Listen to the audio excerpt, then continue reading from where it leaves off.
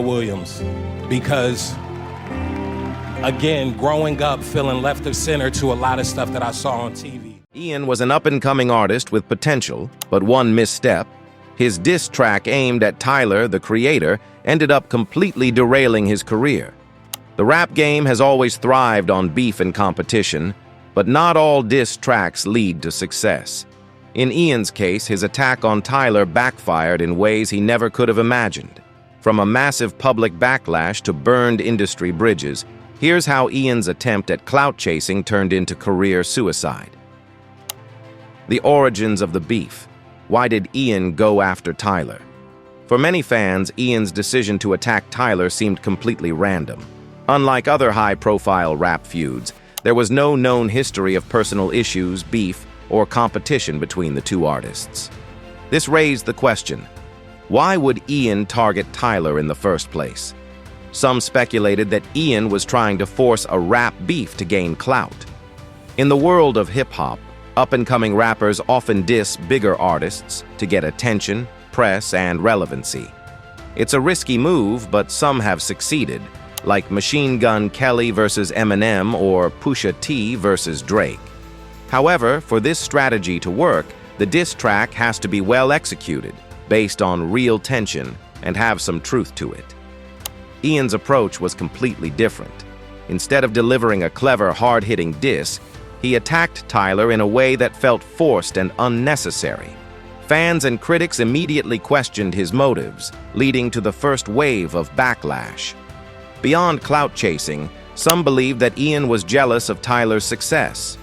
Over the years, Tyler, the creator, evolved from a controversial underground artist into a Grammy-winning, chart-topping icon. Meanwhile, Ian was struggling to gain mainstream recognition. Was this diss track a desperate attempt to pull Tyler down to his level? Regardless of Ian's reasons, one thing was clear. He had made a major mistake. The weakness of the diss, poor execution, and lame punchlines. If Ian wanted to take on someone as creative and talented as Tyler, he needed to come correct. Diss tracks in hip-hop history, like Ether by Nas or Back to Back by Drake, are respected because they are well-crafted, filled with strong punchlines, and backed by real grievances. Ian's diss, however, failed in every way possible. The biggest issue was that his lyrics were weak and uninspired. Instead of hitting Tyler with hard-hitting facts, Ian relied on lazy, outdated insults. He made fun of Tyler's voice, his fashion sense, and his weird persona, things that Tyler had already embraced and joked about himself. To make matters worse, Ian's flow and delivery were subpar. Fans expect a diss track to sound aggressive, confident, and impactful. Instead, Ian's delivery was flat and unconvincing, making it seem like he didn't even believe in his own words. The production was another issue. Diss tracks don't always need a high-budget beat, but Ian's instrumental sounded rushed and low quality, further proving that he didn't put much effort into the song. As soon as the track dropped, hip-hop fans roasted Ian mercilessly. They clowned his lyrics, laughed at his weak insults, and turned the song into a meme. Instead of building his credibility, Ian had just embarrassed himself on a global scale. The fan backlash.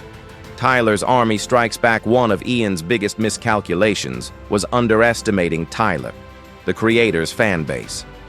Tyler has spent years building one of the most passionate, loyal, and active followings in hip-hop. His fans don't just support his music, they defend him aggressively whenever someone tries to come at him. The moment Ian's diss track went live, Tyler's fans went to war. They flooded social media with negative comments, ridiculed Ian's song, and even started a hashtag mocking his career. Some fans dug up old clips of Ian, exposing cringeworthy moments and embarrassing interviews. Things got even worse when Tyler himself responded in the most humiliating way possible, by ignoring Ian completely. He didn't drop a response track. He didn't engage in a Twitter war. He simply mocked the diss track with a sarcastic tweet and moved on. This was the ultimate slap in the face. In rap beefs, the goal is to get a reaction from the opponent. Instead, Tyler's lack of response proved that he didn't even see Ian as a serious competitor. The fan backlash didn't stop with just social media. Ian started to lose listeners, followers, and credibility at a rapid pace. His diss track had backfired completely, and he had no way to recover. Industry bridges burned. Major artists distanced themselves. Beyond the fans, Ian's diss track alienated him from key figures in the music industry. Tyler, the creator, isn't just a successful artist.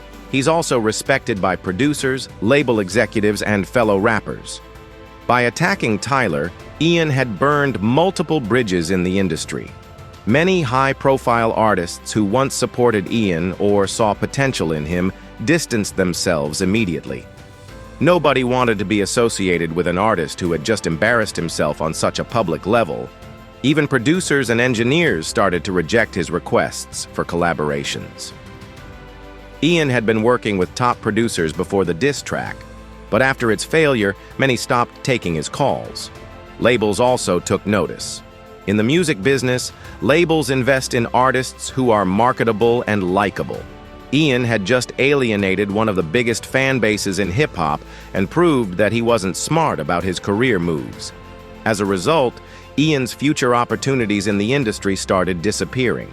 The diss track had done more than just damage his reputation. It had killed his career prospects entirely. The streaming numbers, a temporary boost, followed by a major drop. For a brief moment, Ian's diss track dominated conversations on social media.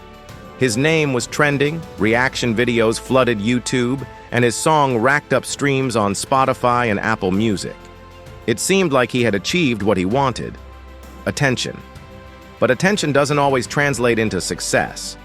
The reality was, people weren't streaming the diss track because they liked it. They were listening out of curiosity or to mock how bad it was. The more reaction videos tore into Ian's lyrics, flow, and delivery, the more people tuned in just to see the disaster for themselves. Memes about the song's cringe-worthy bars spread like wildfire, making it a viral sensation for all the wrong reasons.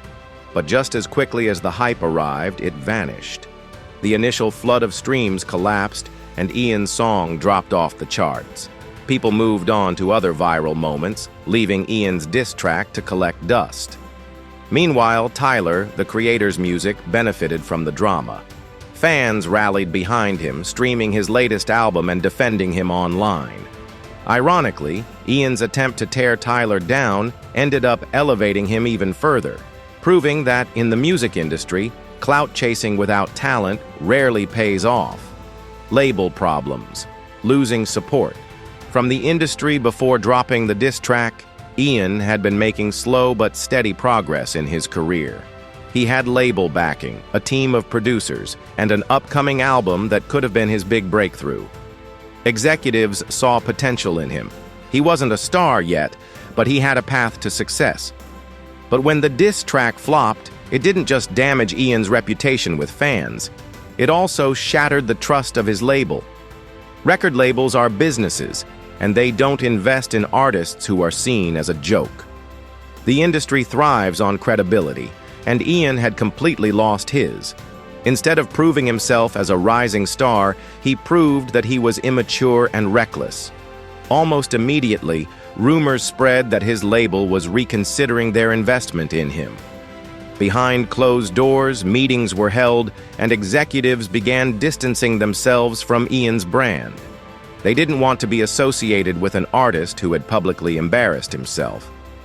A few months later, Ian's contract was quietly terminated. His album was shelved, his producers moved on to new artists, and the industry that once showed promise for him completely shut him out. The failed apology. Too little, too late. Once Ian realized how badly his diss track had backfired, he tried to fix the damage, but instead of owning up to his mistake immediately, he made things worse. At first, Ian refused to back down. He went on social media, claiming that he was just speaking his truth and that people were overreacting. He even took shots at fans who criticized him, calling them sensitive. This only fueled the backlash. making people even less willing to forgive him.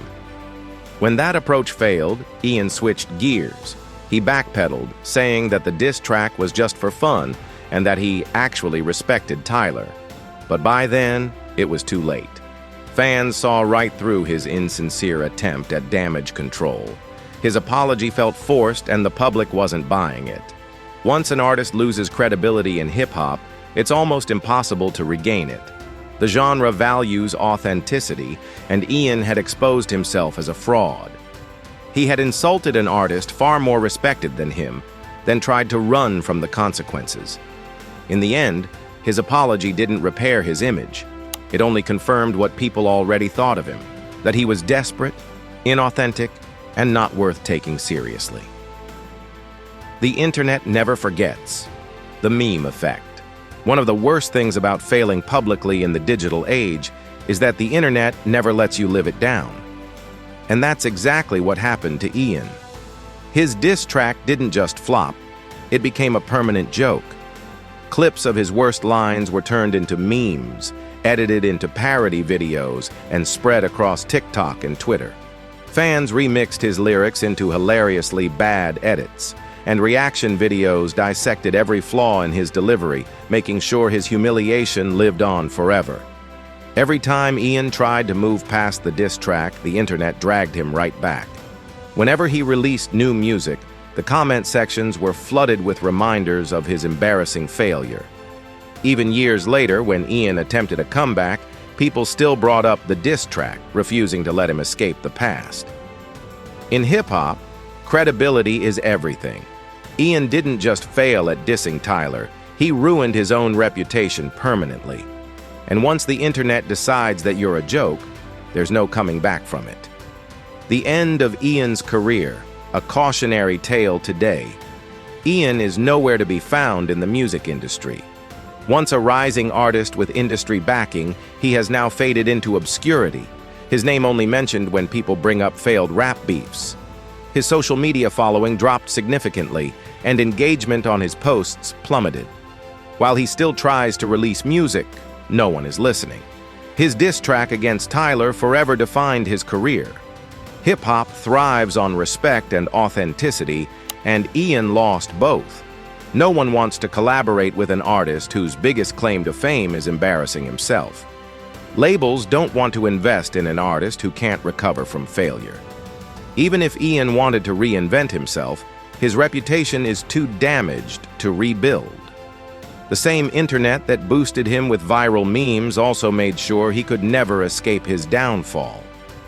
Ian's story is a cautionary tale for up-and-coming artists. Diss tracks can make or break careers, but they should be done strategically.